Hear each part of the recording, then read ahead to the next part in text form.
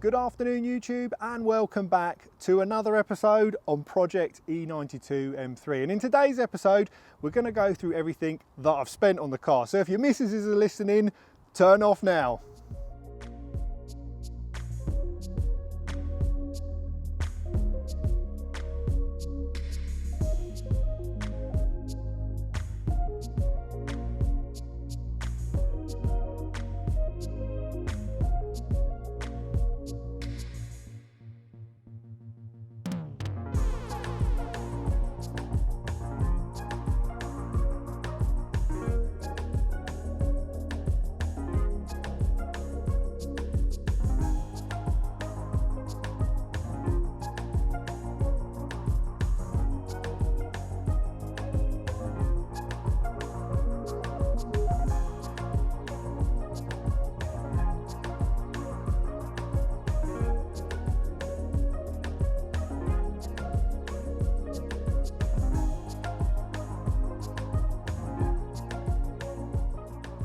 So I've had the car a couple of years now, and I originally purchased it as it stands, well not now, but when I bought it standard, for £19,000. Now this is all documented on my build thread on the M3 Cutters forum, which I'll put a link in the description for. And I've obviously blogged it all for you guys on the channel from the day I picked it up with Matt to where it stands now in its finished tune. Now the prices for these have been up and down. Originally when I bought it, they were bottoming out, they were expensive to run. The new F80 was a cheaper, faster car and everyone was impressed by those. And then as time's gone on, people are really appreciating the naturally aspirated stuff and they've started to go back up. But we haven't hit the recession yet. So early next year, be interesting to see what prices are for an E92 M3. Okay, so I've broken the sections down into the engine, exterior, interior, and the to-do list. So we'll start with the big one. The engine, the S65, the 4-litre petrol V8 motor that's found in the E92 M3. The only V8 to ever make its way into an M3. An absolute masterpiece. If you haven't driven one, I strongly suggest giving it a whirl, especially with a few modifications. So as I say, we've got the list of the bits I've done here. So when I bought the car, and even still now, the biggest problem is the rod bearings. And the rod bearings, essentially, when they fail, 9 times out of 10, they do such terminal damage, it's cheaper just to swap the engine out for a new or used unit.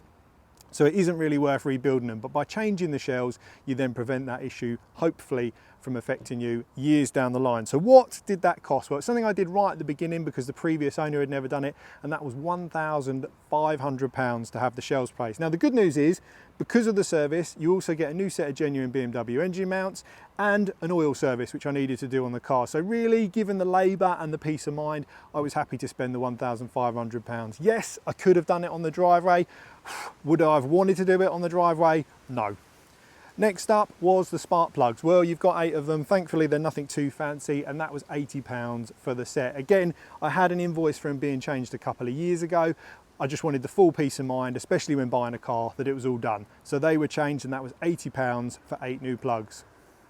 So the next big one for me, I wanted a little bit more power out of it. I always found that I clipped the limiter, because the standard limiter I think was about 8,250. I don't always go there, to be honest with you, but it's nice, especially with first and second, to get clean through 8,000 RPM. I also really wanted the cold start off, and for those that aren't familiar, the cold start runs for about 2 minutes when you first start the car in the morning, picks up the idle, changes all the ignition timing, makes an absolute racket, winds all your neighbours up. So I thought I'm going to get that mapped out, get the engine calibrated, and get a bit more power, and that was £700 at Aaron Reeve Performance, which really did make a nice difference to the car.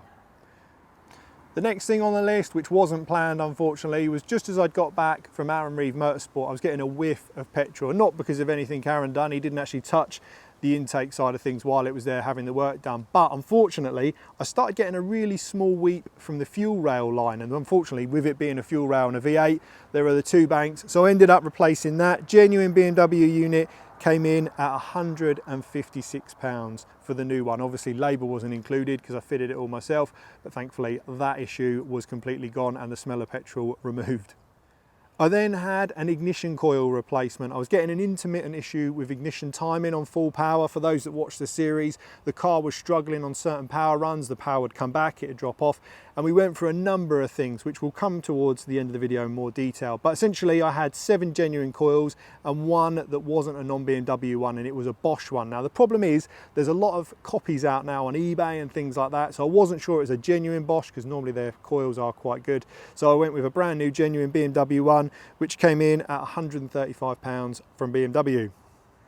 Another unexpected one, again shortly after getting the car tuned, I genuinely don't believe it to be related at all, was the alternator. Unfortunately, I got the fail to charge battery light appear on the dash right in the middle of winter, so I ended up using my little Clio 172 cup to rock around while I had the alternator out, and not a bad job, even though the fan literally lifts out once the intake's off. You can detension the belt, pull it all apart, and a little bit tight on the fingers, but that was replaced. Now the alternator came in at £435. Now that was on a surcharge one from Euro Car Parts, which means you take your old one off, send it to them, they send you back a fully refurbished one. Job done. And fingers crossed, touch wood, that's been fine on the electrical front with the replacement alternator.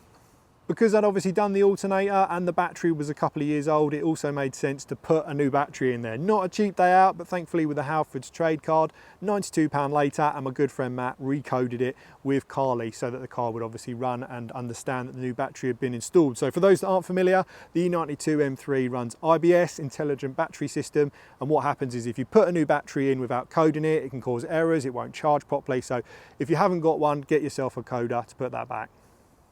The next one was the thermostat. So on the car I was having issues where the water wasn't getting up to temperature. Now the problem with the e92 M3 is it doesn't have a water temperature gauge, just an oil temperature gauge. So if you are getting issues, it often goes undiagnosed, unfortunately. But once I had that issue with the power, it was something that I'd looked into, keeping an eye on the water temperatures, and unfortunately they were running sort of 60-65 degrees when they should have been 79 as a minimum when operating temperature. Now the good news is it's pretty cheap to replace a thermostat. It's £18 and you're obviously going to need some coolant as well. So that total with the thermostat and coolant came in at £38. During the time I've had the car, I've also done 2 oil services. Now for me, I do it every year or every 6,000 miles, which comes sooner typically with the M cars, always making sure I warm them up. So the engines, since I've had it, has been very well looked after. And to be honest with you, I'm quite pleased to report that it doesn't burn oil between those 6,000 miles. But like I say, it's not a track car, it is a car I use for road driving and obviously a bit of spirited driving. So the 2 oil services come in at £200, and obviously I had the oil service with the rod bearings as well. So since I've owned the car, I've done 3 oil and filter services. Next up, fuel injectors. Now when I bought the car, this is something I'd heard very little about with them failing. It's more an issue with the V10 M5 M6, the S85 engine. The problem is when they fail, they hydrolock the block and it's catastrophic engine failure. So the good news is with the BMW e92 M3 or the V8 in itself, the injectors don't need coding. It's quite a straightforward process. The standard item is a Bosch unit. I got mine from Bosch directly and that came in at £222 for the set. Now the beauty is 8 injectors, £220, did a full guide on how to fit them, peace of mind. For me, at that cost, if it was sort of £2,000 to fit new injectors, you'd really question it. But at that price, £200-300, it was just a no-brainer. So I did a new set of injectors on the car, again, hopefully foolproofing the reliability during my ownership. On to my favourite upgrade, the Carbonus carbon fibre intake plenum, elbow and airbox lid. Honestly, I cannot believe how much this transformed the car. We've done plenty of videos on it, so again, I'll put a link at the end of the video, but that was £2,500.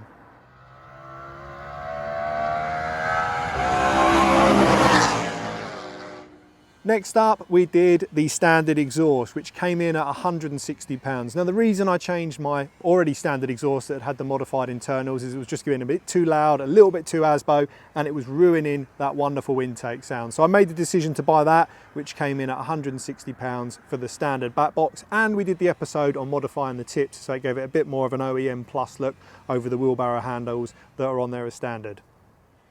Diff oil service, again something I just did for maintenance. I'm pretty sure BMW say this stuff is either lifelong or 100,000 miles, which was not going to happen. So I don't know whether it was changed previously. When I dropped it, it did look pretty clean, but for £40 I replaced the diff oil, and I went with a Castrol limited slip diff oil, which basically means it hasn't got a lot of the friction modifier in it. It has a small amount, and you can get a little bit of grumbling on full lock and things like that, but the benefit is the diff actually grips up better, which is a nice touch. So that was £40 for the diff oil.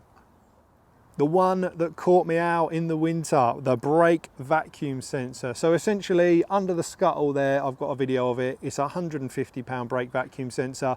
For whatever bizarre reason, it causes the car to cut out on idle if a fault is registered, which was causing me massive headache. But Jason at rebuild.org diagnosed that, and the new sensor from BMW was £150. Again, one of those jobs that wasn't really difficult, it just removed a lot of skin from your hands trying to get into the scuttle to replace it. But pleased to confirm, once I fitted the new sensor, cleared the codes, problem gone again.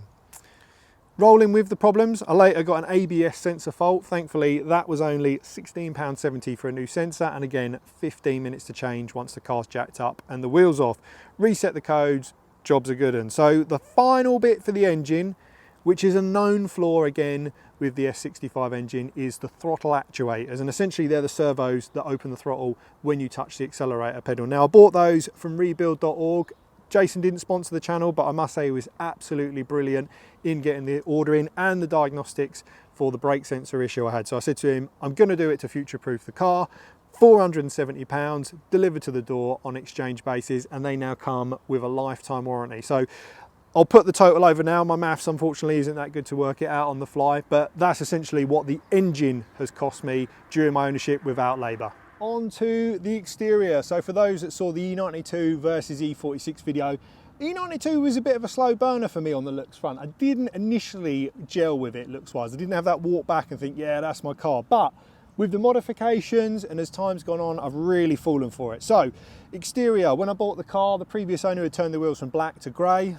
I wanted the wheels in black, so I ended up getting those repowder coated, which came in at £300 with Stan. For those that saw the episode, he stripped them down, got them repowder coated, and we fitted a set of new Michelin 4S tyres, which made a massive difference. So the wheel powder coating came in at £300 and the tyres came in at £700. Again, depending on where you go, that's normally where they float around. And I must say, really impressed with the 4S tyres. I will be intrigued to see how the 5S come along for the M3s at a later date. Centre caps and badges. Now, I didn't go original BMW, so I'm expecting a battering in the comments, but because of the wheel cleaners and things like that, I don't mind replacing them every couple of years. So they came in at £15 for the badges and the stickers on the wheels.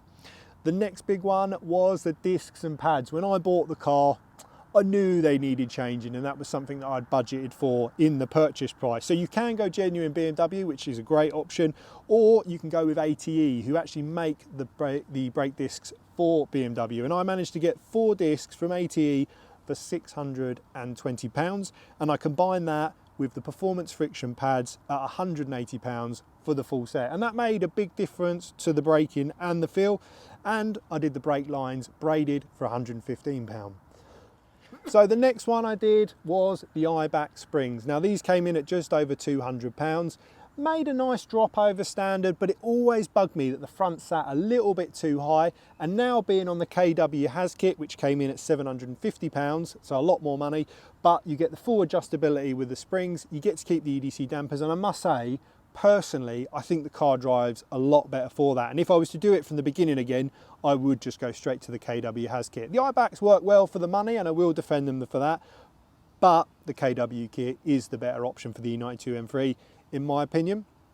The next thing we did was the front under tray from Pinnacle Motorsport. Again, another episode we've done on the channel. The fabric one was all falling apart. It looked an absolute state. Went with the sheet alley one and all fitted up to the original arch liners. Improved the ground clearance by about 20-25 mil, which was perfect for the height drop that we'd done with the KW Has kit. And the under tray came in at £240. We then did the new locking wheel nuts on one of the previous episodes because the vapor, or like the coating on them, had all started to peel off and they were looking a bit rusty. They came in at £16. And finally, on the exterior, M3 badge, or the M235i badge that we detailed, came in at £14 in the gloss black. So again, I'll overlay the total. I'm not going to be able to work it out. On to the interior. Again, for me, a bit of a slow burner, but I really do like the cabin of the e92 M3. So the first big upgrade I did for the car was the M4 seats. Now these, in theory, are a direct bolt-in. Little bit of work with the wiring, but nothing permanently needs to be modified. And I ended up buying these seats a couple of years ago for £950. The next big upgrade was the roll cage, and this happened recently. So this is something I've done towards the end of upgrading the interior. Visited Pinnacle Motorsport. Again, we've done a full episode visiting Jamie down there where we removed the seats, fitted the cage and carpeted all the rear. Now the rear cage was £900 plus the VAT, so with the tonic on there, £1,080 for the cage. And again, the beauty of it is there's two small holes made under the carpet, and again it can be completely returned back to standard. And that's always been a big thing for me, that I don't want the car to be modified, that it can't be returned to standard, because I do think in the future people will want these in original form. But for me, I'm happy to make some changes to suit my requirements and the way I want it to look. But yeah, £1,080 all in for the cage. Another small upgrade, the DCT paddles on the e92 M3. The paddles are tiny. It's something I really wanted to upgrade, and I managed to get these made for £50 for the set. So real nice change over the OEM ones, and again I'll put a picture over the top so you get an idea of what the standard paddles look like. Also did the little red M button on the steering wheel. It's something that's more in the later cars. I just think it looks a lot nicer, adds a little bit of a sporty edge to it, whereas the black button just gets a bit lost on the dash there. So the red button came in at £11. Did the steering wheel retrim. I'm not going to go into who did that because I won't be using them again. It's fared well. They're a big company, but the standard wasn't as good as the one I had done on my E46 M3 by Snappy. That came in at £190 with the white centre band, with the white stitching and the black Alcantara to tile the interior in. Painted the interior strips. The paint cost £15. Did it myself. If I'm completely honest, along when I get the rear bumper painted again from where the car was unfortunately stolen, I do want to get these painted in like a nice deep gloss black. But the problem is I use the car daily. There is potentially a van coming on the horizon at some stage. So when this is no longer the daily, I'm going to get all the interior trims repainted, send them off to a body shop with the rear bumper to be done. But that at the time cost me £15. Looked much better than the goldy grey colour that was in here as standard. I really dislike that. So for the money, I was happy to get that done. Recently did the carpet dye in the back where we turned all the back carpets from grey to black. That came in at £30 and my fingers ended up covered in black dye for those that watched that episode. The audio carpet to cover the floor came in at £15. And again, we did all the trimming, making it fit, measuring it, and it gives a really like OEM plus look to the rear, whereas before if you looked in with a cage you could see all the white bits on the bodywork of the car. It looked a bit messy, whereas now that ties it in. And finally, for the interior, the boot net, £20. Even more important now because I've got it stripped out, and if I'm in the camera gear they can fly about in the back. It just keeps everything secure. So to finish the video, as mentioned in previous episodes, I still really want to fit the M4 brakes on here as well and put some Padgett RS29 pads in there just to really tighten up the braking system on the car. Also need to repaint the rear bumper from where she's got a few little scratches on there from where it hit the wall when it was stolen, unfortunately.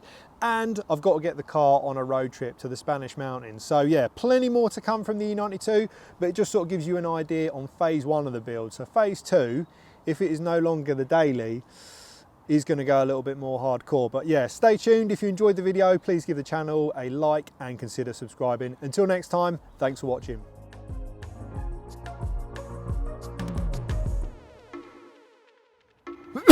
I should have breathed in that.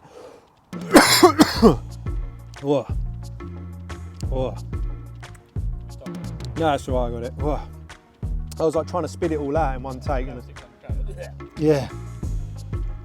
They're starting to come back down again. Oh, I haven't put the fucking mic on. With the wind. I still need to retrofit the M. Oh. It's alright, just leave it. Leave Mongo to come past.